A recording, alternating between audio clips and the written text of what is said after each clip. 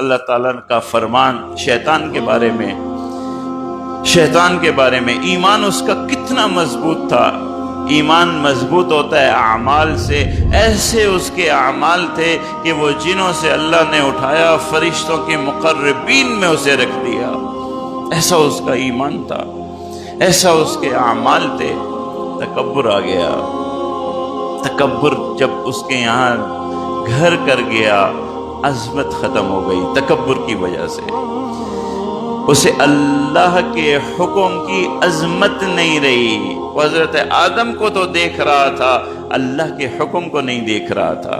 ہونا یہ چاہیے تھا کہ اللہ کہہ رہا ہے نا سجدہ کرو، جسے کہہ رہا ہے بس اللہ کہہ رہا ہے مجھے سجدہ کرنا ہے، اس رب کی مرضی جس کے آگے سجدہ کروائے۔ عظمت تو یہ تھی، ہونا تو یہ چاہیے تھا، مگر تکبر آیا، اور اس تکبر کا لازمی جز ہوتا ہے کہ دل سے عظمت ختم ہو جاتی ہے۔ اللہ کے حکم کی عظمت ختم ہو گئی، انکار کر دیا، تباہ ہو گیا، تباہ ہو گیا۔ میرے عزیز، ہمارا معاشرہ تکبر سے بھر چکا ہے، بھر چکا ہے۔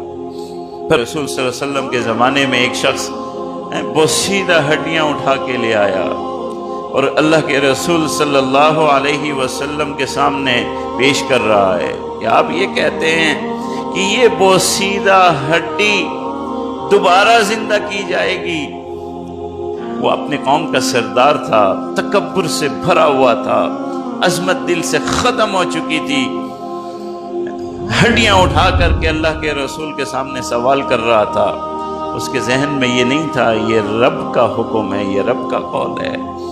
اللہ نے عجیب جملوں میں ارشاد فرمایا، ضرب لنا مثلا ونسی خلقا۔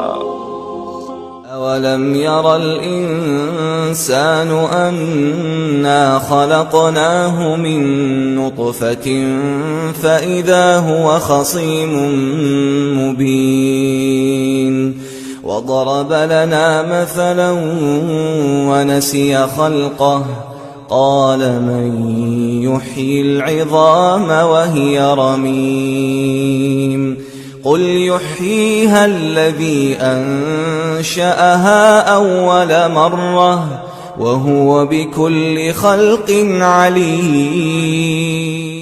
کیسا بے وقوف انسان ہے، تکبر نے کیسی تباہی پیدا کی ہے میرے لیے، ہمارے لیے۔